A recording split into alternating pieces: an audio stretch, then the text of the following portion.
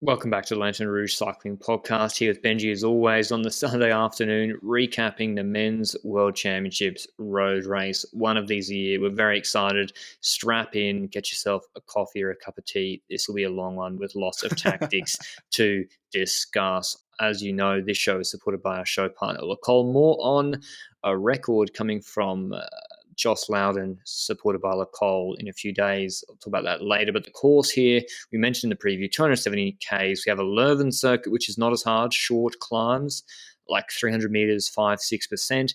They do, I think they finish with 2.5 laps of that, but they have Flandrian circuits, which have the longer climb. But the last Flandrian circuit finishes with like 50 Ks to go.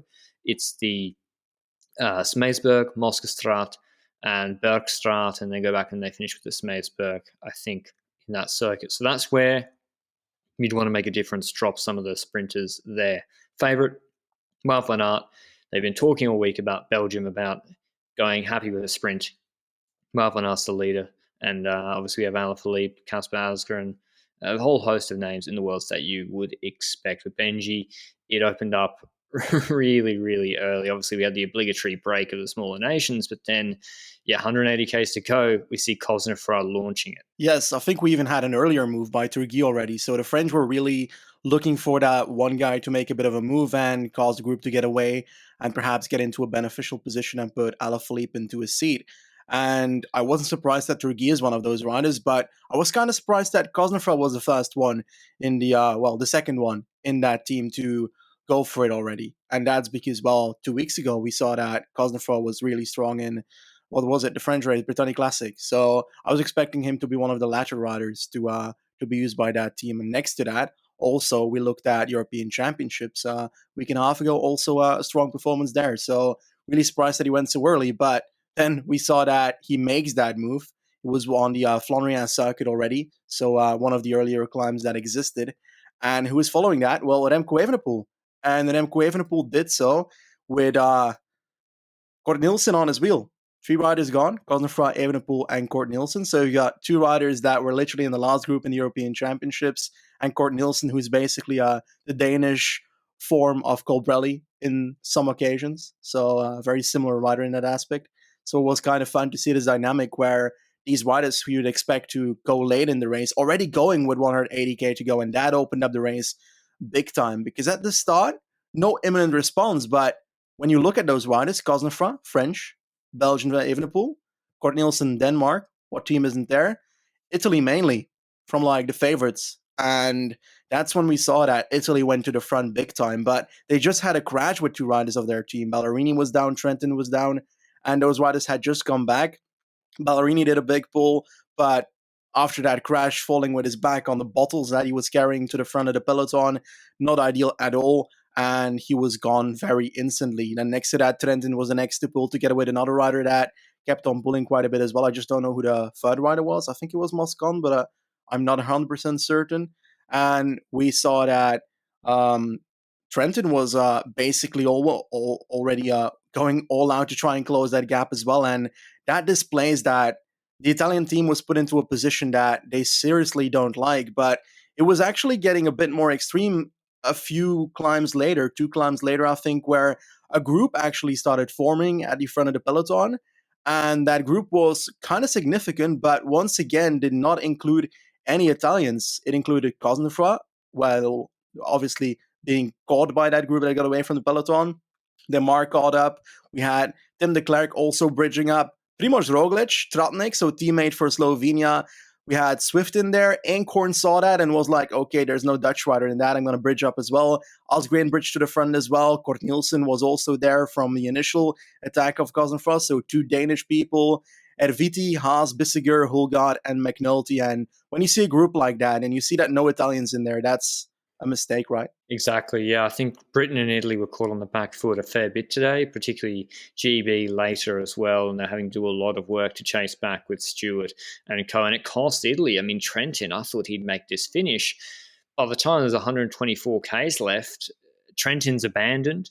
Ballerini's Ballerini. abandoned as well. Like I thought Trenton would be going deep into this race, and it was Yeah. attritional. There was also crashes. We had Degenkolb caught up in the crash, Pedersen, and I think one thing we noticed as well was MVDP. That when there were splits, seeing MVDP was in the second group, I was like, oh, with you. And I think is his back playing up? Does he not really have it today? And Or even when positioning. yeah, but that's the thing. Yeah, it's like it also could always be MVDP's positioning. And even when there was a lull, we would see, and no big teams took it up. George Zimmerman, for example, for Germany, who's quite strong. Actually, he just made the race hard.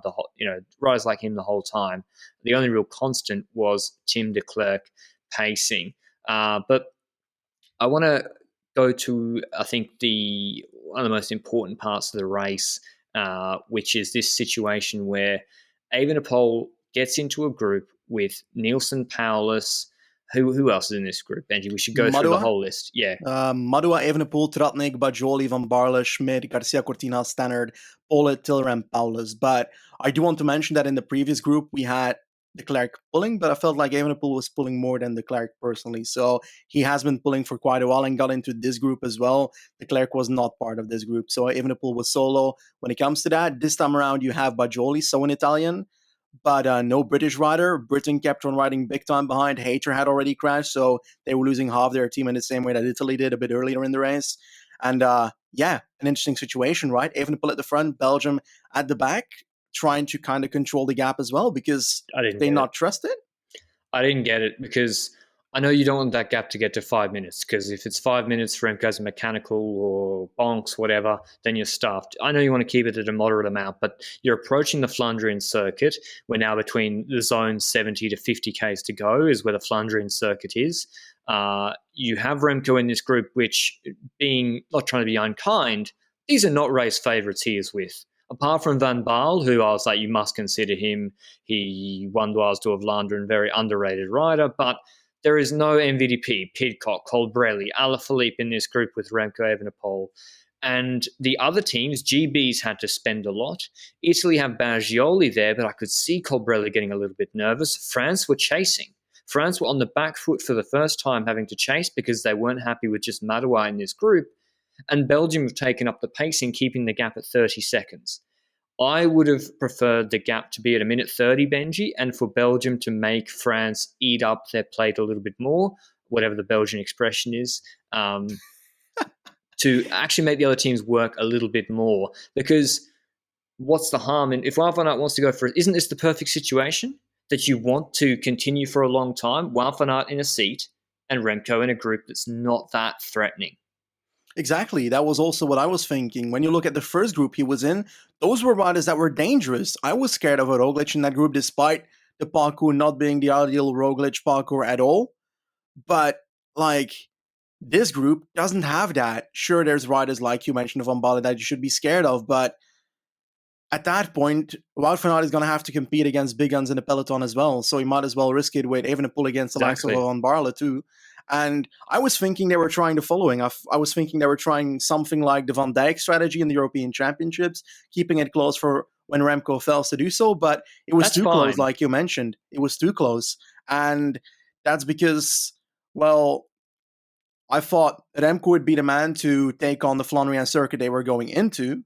And if he can drop the others, then they go for Remco. If he can't drop them there, and he's not looking like he will be able to drop the likes of a Garcia Cortina, or that wasn't a likely guy to drop, to be honest, but a Van Baarle, for example. Yeah, exactly. The group thinned out. The group got reduced to a group of 5 with Madouas sitting on, Remco, Van Baarle, Paulus and Baggioli. And yes, these are talented guys, but still, keeping the gap at 25 to 30 seconds, that's bridgeable.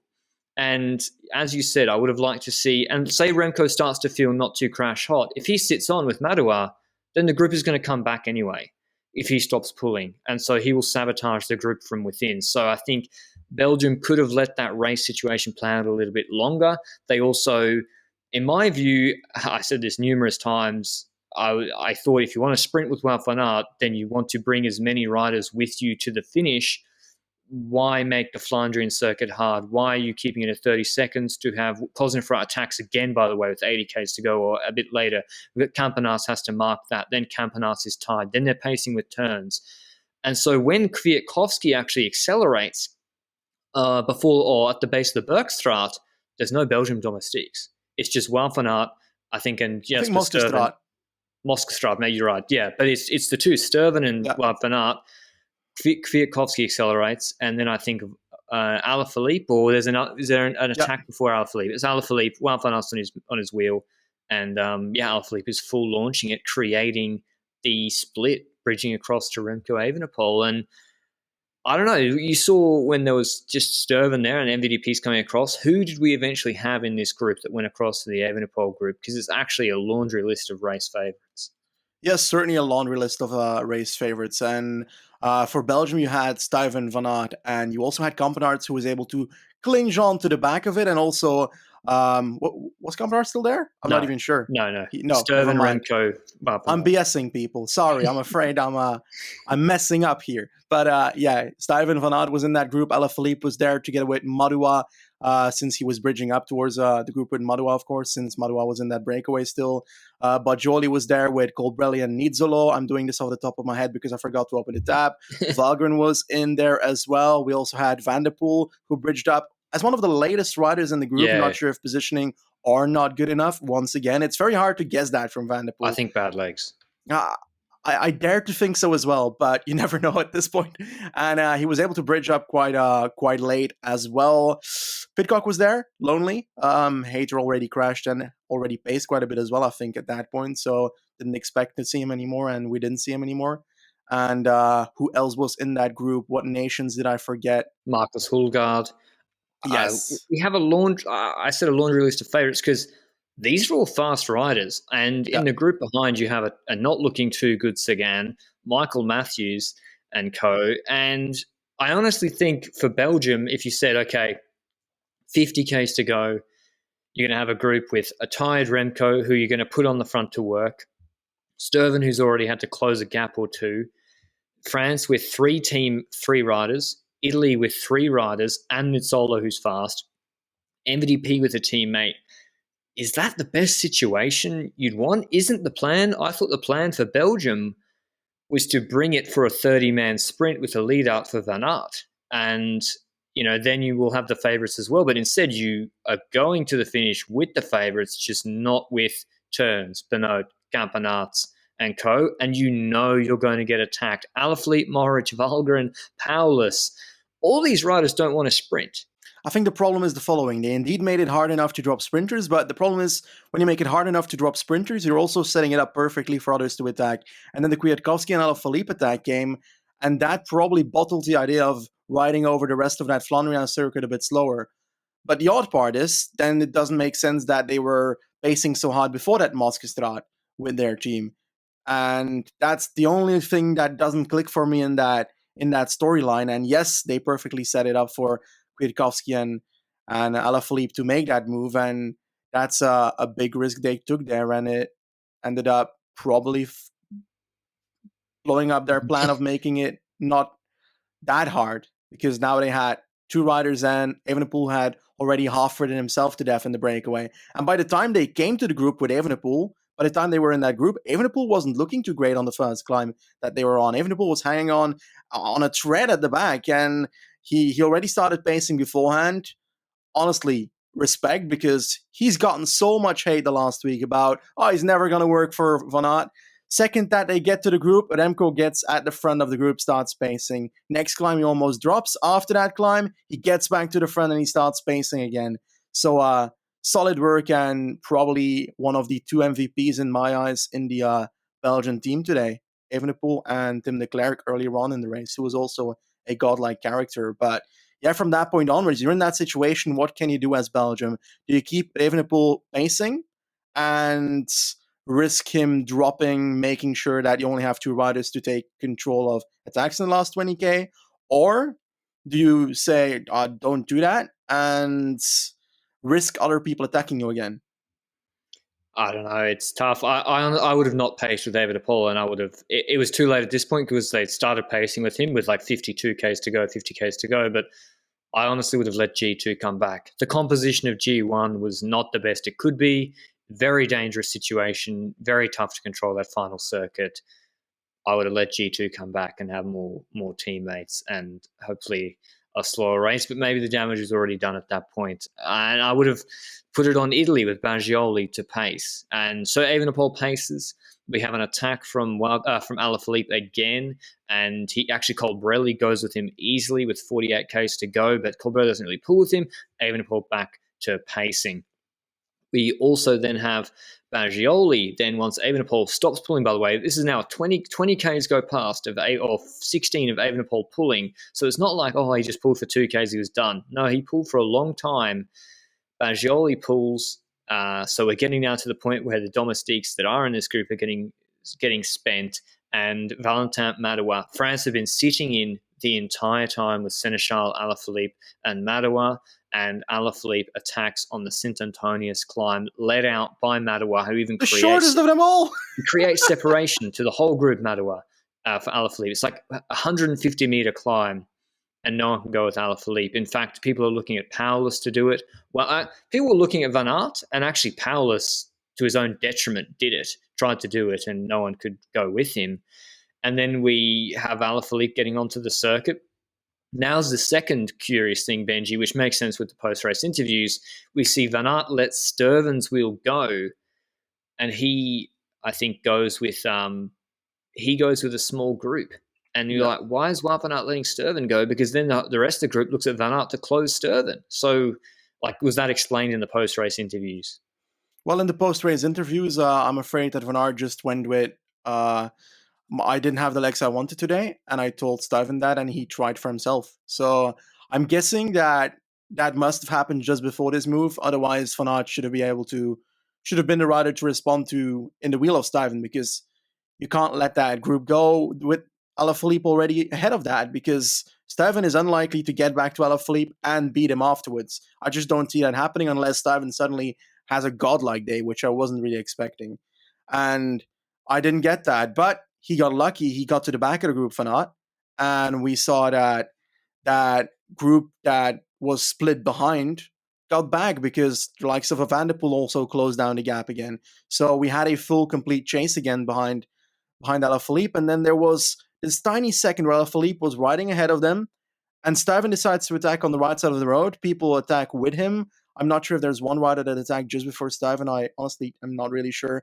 But they formed a chasing group with Valgren, Van Baarle, Stuyven, and someone else. Paulus, yes. So Valgren and Paulus, trade teammates. Yeah. Did you think that had any effect on their riding style after that? No, because they all just attacked each other. the only one who didn't was Paulus in my eyes. I felt like he kept on riding whenever the tempo went down. I agree. I think Sturven actually kind of played a bit coy for second. I didn't see Sturven rolling through as much as Paulus or Van Baarle. But yeah, we just, as you see the rider, we saw in the Tour de France, we see it so often, a rider gets a 10, 12-second gap.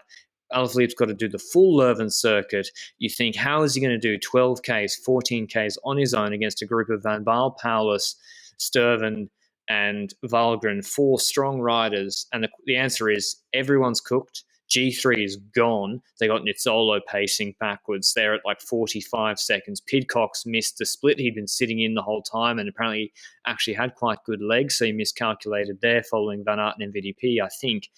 And the group just starts bleeding time to Alaphilippe on each of these short climbs. Alaphilippe seemed to power up them. He took a lot of risks on the descent, full gas down them as well. And then once it gets to 20 seconds, 25 seconds, silver medal fight starts to happen. And then it's done 100%. And it gets to 3Ks to go, 30 seconds. And we know Alaphilippe has sewn up the world champs for a second year in a row. He's celebrating. The crowd, someone threw beer at him, I think, in the finishing straight. And he wins easily in this World Championships road racing. In Leuven. Yeah, and it's solo, so he couldn't get DQ'd afterwards, which is always great. It was a bit deflating. I was hoping for a reduced bunch sprint amongst some of the biggest names we have in cycling, because I just don't know who would have won at the end of this 6-hour race. But yeah, Alaphilippe 17, 18K solo, 32 seconds ahead of Van Baal, who takes a well-deserved second. Valgren has been in the wilderness for a few years, now third at World Champs buff. Sturven misses out fourth, Powless fifth. Powless deserved a medal, in my view, incredibly strong. Pidcock tried to bridge across too late, sixth, then Stibar, Van der Poel, Seneschal, Colbrelli, Van Aert, 11th. As I said, I want to mention Lacole are supporting Joss Loudon going for the women's world hour record attempt. It's on the 30th of September, 5 p.m. Central European time, 4 p.m. British Standard Time. It'll actually be broadcast on Eurosport and Eurosport Player, GCN Plus, and on Lacole's YouTube channel. Joss Loudon obviously rides for Drops Lacole, the team that Lacole support and sponsor. And yeah, she was incredibly strong actually on the front for Great Britain. You might have seen in the World Championships road race for Diagon and Henderson the other day. So she has to break 48.008 kilometers.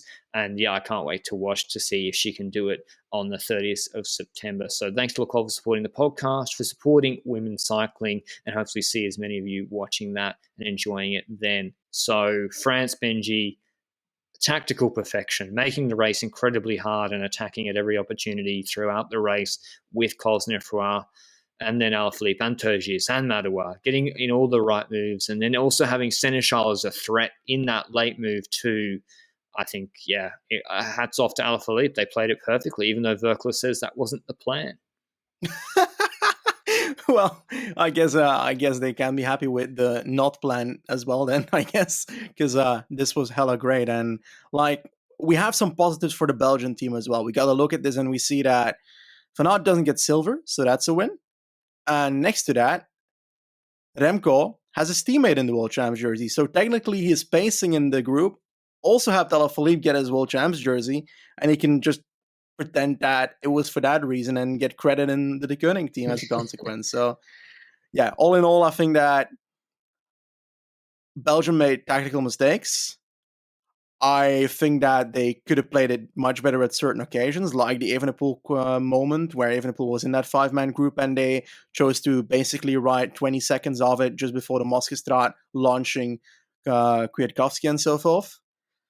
And additionally, I also didn't like what they did at the start. Sure, yes, they made that group. Evenepoel was in that group, but then Van Aert puts himself with three teammates at the front of the peloton, blocking the road.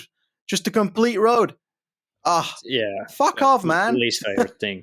I think Remco was too active at the start in the Cosnefroy role. I think you said tactical. I think there's an overall philosophical problem, which I mentioned in the preview, which is Belgium were treating Van Aert like the reincarnation of Pete Bono.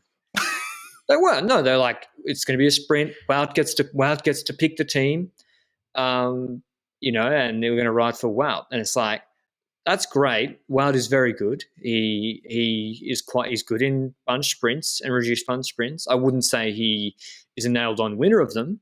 I wouldn't say he consistently wins classics races, particularly ones like this. But it's certainly worthy of being race favourite. Does that mean that Evenepoel should 100% sacrifice his chances, or you should chase down Evenepoel when he's in a group of riders who are not race favourites, pursue that so aggressively? I think no. I think that's my bigger problem, and I think the philosophy of no, it's Wout. It's all about Wout. I think it played into it, and I think Remco is very strong today. Even Sturven, it's like Denmark had an open team, right? Valgren was the strongest. Valgren goes in the group, etc. Sturven was really strong today. What if Van Aert was pacing to keep Sturven together? Probably would have lost the sprint. But the point is, Benji, like, anyone can have bad legs. I think pinning it when you have Evenepoel like they did, I just don't understand it. Maybe we'll hear more about it. But what is for sure, Benji, is do you think the criticism of Evenepoel's selfish teammate, that's done now, right?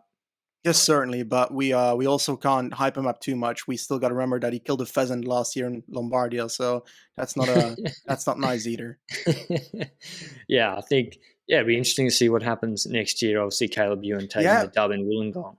In all honesty, we've said it for weeks that this would be the case, that they're focusing too much on Van Aert as a solo leader. I think I've made that clear like for a month on this podcast, and to see it in action and see that they fold into that completely and it basically has a consequence that they chase Evenepoel at that certain point. It And the just media. annoys a bit because we could have seen it coming, and that's always annoying that you could see seen something coming and they didn't think about it. That situation that Van Aert wasn't the strongest today. And Remco was stronger than Van Aert today. It's as simple as that. And I don't know. I do think that if Evenepoel ends up in a situation with Alaphilippe in the same group, Alaphilippe wins this World Championships hands down.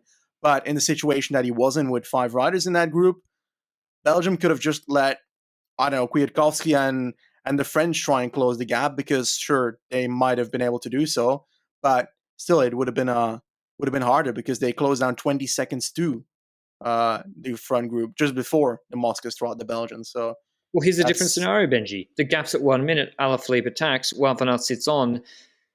Alaphilippe's having to bridge on a flatter section with and he Van gets Aert angry, in the Alaphilippe. wheel. And he's on the flat. He always does too. If he's having to do a 20-minute bridge on the flat with Van Aert in the wheel, that's very different than what happened, which is, an easier snap bridge. But maybe, anyway, we're pontificating a lot. I obviously thought, I joked about this in my Discord about, I thought the best team for Belgium was to bring the Belgians that keep winning all these races, which is Alpecin Phoenix, and just bring the entire Alpecin Phoenix roster. Philipsen won, by the way, Paris-Chauny literally a minute after the World Championships. But, it's obviously ludicrous. I don't know. It is funny to me that all they were saying Belgium was we want to go to a big sprint. Then they got a group of 15 and they're like, we're going to keep this group of 15 together. It just seems like something went wrong there. But other names to pick out, let's not focus on Belgium too much. Come on. Yeah, attention for Hulgaard, man. Great rider. Not normal. Like, he's been riding for Eggs this year still, and I think next year was Trek that the transfer that he's at. He's finishing this race 12th, which is not a top 10, but still his European champs was also top 10.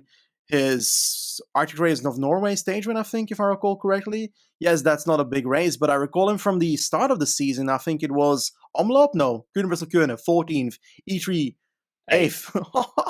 Amstel Gold Race, 19th. He's so versatile. He's the kind of rider that he could top 15, top 10, perhaps in the peak of his career, 4 of the 5 monuments, something like that. I think Milano Sanremo is something he can focus on. If you look at that Arctic race, obviously different level, but it was like a late climb. Then he just absolutely murdered this descent and dropped Leknesund, and then had the power to stay away. MSR fits him. Lombardia is the one that doesn't fit him of the 5 in my eyes. Too much. And I think Liège also too hard, personally. Otherwise, Nizzolo, very strong to get into that group. I don't know, Colbrelli, I think Colbrelli had good legs, but then he followed Alaphilippe, early moves okay. I think Paulus is the big surprise to me in that top 5, Benji, and it really could have been a top 3. Nielsen Paulus, 25 years old, won Classica San Sebastian. EF extended him. He's out till 2024 there. Just an incredible ride from him. The race, one must admit, it suited him in the way the French set it up. Seemed perfect, but I think Liège next year, surely if he's like this, he should be competitive at Liège now for EF next year. I believe so as well. I just don't know if the flat finish in Liège fits him these days. I think he's decently fast. Yeah, we saw it at San Sebastian in that sprint, right? Then again, he was almost beaten by Honoré, who just rode into a wall. But true. still, it just shows that race wasn't a one-off, and that's already fun to see with the likes of a Bettiol, who, for example, had his RVV, but then in the other one-day big races, he was never really the outstanding rider that competed for the win in my eyes anymore. Perhaps that one E3. But I feel like Paulus is proving that he's more than a one-trick pony, and I love that because then we can see him in a lot of races in the future. And Madua, you mentioned that lead out for Alaphilippe, also an iconic moment in the race. The gap that he made on the others is just insane, and nobody really responded. But I think it's because they couldn't. Simple as that. The only one that seemed to was Paulus, who wasn't on Alaphilippe's wheel at the time, and then once the separation, it's too late. And Van Aert bottled his position completely on the climb as well. He was sitting in 7th position, behind most of the riders in that group. 3rd last position in the group together with Stuyven next to him. I don't know why, because you know that Alaphilippe is going to try and attack on the hills. You need to be at the front of that group and not at the back when you go onto a climb like that. And that's a mistake, quite clear as day. And it proved to be quite a mistake because that was the first move by Alaphilippe, and he was closing that with a lot of difficulty, that's for certain. What do you think now for Alaphilippe, Benji? Do you think he's second year in the row as world champion? I must say, not my favourite rider in the peloton. I think he's to be honest, one of the dirtiest riders in the peloton. The way he rides, bunch sprints, reduced Agreed. bunch sprints, frankly. And if he had a different name or was a different rider, he would have probably had a well-earned suspension at some point. But that being said, I mean, Liège last year, not a great moment. I think you laughed, Benji, when Mike Wood said the other day, Alaphilippe been a great world champion. It's like, didn't he 2 weeks after getting it on his shoulders chop Yeah, the sorry, but the tweet by Woods was he's one of the most entertaining world champions. Mate, have you seen Sagan's years as world champion in the early days? That was more impressive in my eyes. But Alaphilippe did attack a lot. I do value him a lot in that aspect. Stage He attacks one TDF. not even at the most clever moments in some races. I think in Omloop, he was attacking with 50, 60K to go at a certain point, or was that some other race? He One worked for where Ballerini the mood was in the last 10-ish kilometer. Yeah, you're right. He was putting up Ballerini in the seat. That's perfectly right. But that's interesting because you would dare to say that he was definitely co-leader at that team at that race. And he folds into a position to just make the race. I think in the early days, we had Tour La Provence, was it? Yeah, did the same thing for Ballerini there on stage one, following Moscon moves. So he can ride for, and he climbed well at Provence as well. It's funny, yeah. He has these incredibly high peaks where he wins Flesh with a record time chasing down Roglic. He second at Liège, and then Tour de Suisse was good as well, frankly. And then stage one TDF blows MVDP out of the water to take the yellow jersey on the stage I thought suited MVDP, and then on Britannia almost gets caught napping and I couldn't believe he lost the yellow jersey there. And the San Sebastian Britannia Classic coming back, I guess, yeah, a little bit, still second in Britannia, but he got beaten by Cosnefroid there. And I don't know, he's entertaining, attacks a lot. I just don't care too much for the way he rides sometimes in bunch sprints. Do we underestimate Stibar? Because I feel like I would never have called him before the race for this race, but in hindsight, this parkour fits him so well. Like, how did I not name him for at least the top 10 in this race? Yeah, I mean, 7th at Primus Classic, seemed to be tuning up well. He came 5th in E3 this year. Wow. I did not realize that. It's crazy. I was with Quickstep, had 3 of the top 5 at E3, Harold Becker, and he's 35 years old. Presume he'll be extended next year, but yeah, I can't wait for Paris-Roubaix, Benji, because he's got the experience, yes. He's got the experience and he's looking good. I've got the highlight rights for men and women, first women's ever edition next weekend at Paris-Roubaix. We'll have podcasts. We'll do a podcast preview because it's a monument as well for the men and women's. I forgot about that. Who do you like for Roubaix, judging from their shape here? Ooh, let me take a quick look at the top 10 again. I feel like Van Baarle is definitely one that I expect to be in the elite candidates at the end because he's also been close in the past in Roubaix.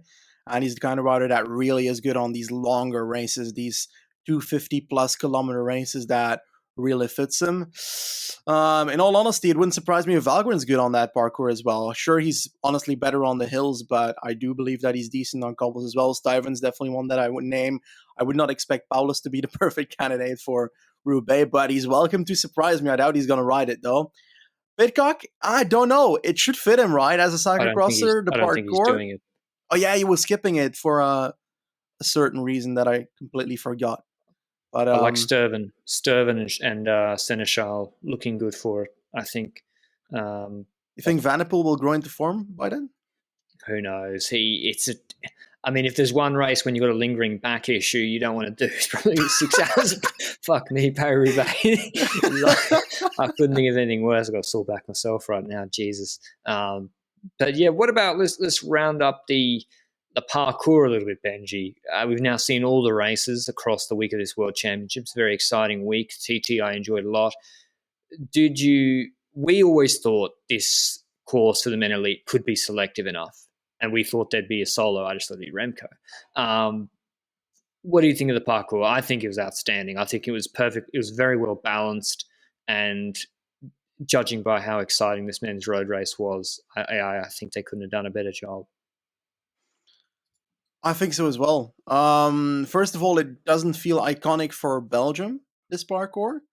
Just like for the Flemish region, I think about Cobble Classics, and was an opportunity to get Cobble into the World Championships, and they didn't do that. They went for a reduced parkour with less cobbly surroundings, and yeah, I don't know if that would have made a big difference when it comes to the winner, because Alaphilippe would fit on that terrain as well, but I still believe that it would have been more iconic for Belgium. Was Leuven a good place? It was a very technical parkour, and it caused a lot of crashes as a consequence. It could also be the combination of the nervousness with a criterium-like circuit in Leuven, but I still feel like you can see a kilometer banner across the road, and the right side is like bulging into the road, so the riders have to like go to the left and then to the right again just after that kilometer banner.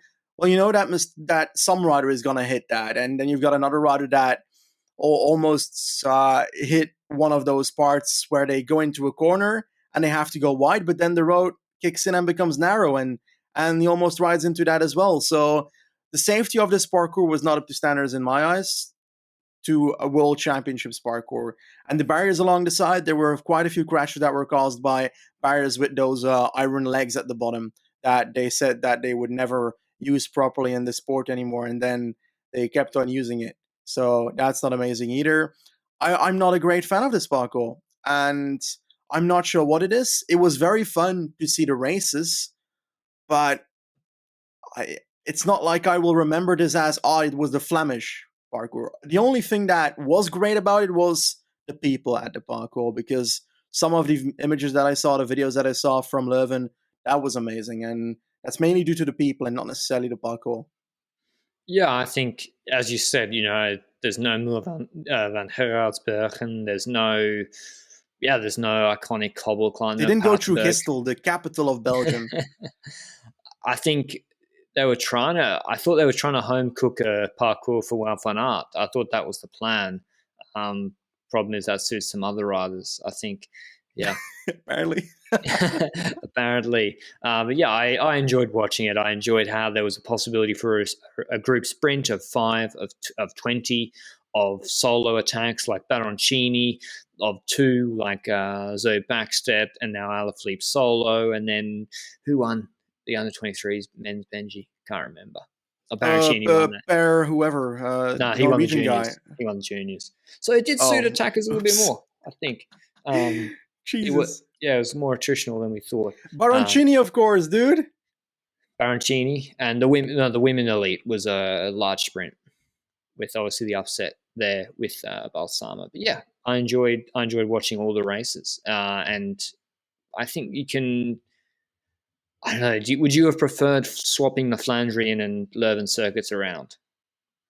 I think it would have meant the action would have been delayed until the last 10, 15 Ks. I'm afraid so as well. I think that's what a lot of the World Championships do, and why they don't put a big climb at the end of a World Championships very often as well. You don't have a monster finish with like a 25-kilometer climb at the finish, because the riders would wait until the climb starts and do action on the climb itself. You know that would happen. And I think they try and make the parkour to cause early action. And in all honesty, we can't say that we didn't have an entertaining race today, because it started with 180k to go, and it's a dream of a cycling fan for that to happen. And that's also thanks to the riders. If we don't have Kosnefra and Torgui and Evenepoel and Magnus Cort Nielsen willing to do that, and Asgreen on the first, was it Moskestrade or Blekestrade when he went ham and tried to drop the entire front group at 160k to go for no reason at all? Well, that makes the race, and that makes it fun, and thanks to the riders. Really enjoyed it. Great World Championships. Cannot wait for Paris-Roubaix next weekend. As I said, we'll have previews, next year? recaps. Wollongong. Next year, Wollongong. Hopefully I'll be allowed back in Australia and then allowed to leave by then. Hopefully Australia's able to let that World Championships happen, not holding my breath for the Tour Down Under in January at the moment. But yeah, Wollongong, it better be pancake flat for Caleb. If we're going to be home cooking a course. Willunga Hill for port, and then realizing that Roglic is perfect for that. You know that Willunga Hill is nowhere near Wollongong, Benji. It's I didn't literally fucking know. it's literally like the distance probably of like Moscow to London. So far away. Anyway, that's what happens when Europeans turn up in Australia. You're But like, the cities are not that far have apart. you ever had like in a race where there's suddenly we have cows in French races? Do you have kangaroos in Australian races? Yeah, on like the descent of some of the South Australian climbs that you see in the TDU, yeah, if you go at dusk, no, seriously, that you can have a kangaroo like on Norton Summit, a kangaroo can jump across the road and they get freaked out. So yeah, that can happen. But in big races with lots of people making noise during the day, less likely. But we're getting a little bit off track here. Make sure you give us a review or a rating if you're listening on podcast players, or like on YouTube if that's what you're watching, and get us to 20,000 subscribers. As I said, we've got a 20K sub Q&A on YouTube coming up. It'll be on podcast players as well, but we've got to get to that milestone first. I think that's all the housekeeping out of the way. Hope you all enjoyed the World Championships. We certainly enjoyed it as well. I think we'll be going in person next year as well. Benji's going to have to pack his little rucksack, get his way over to Australia if they let him in, and we'll see you then. Obviously, we'll have other pods before then. Ciao.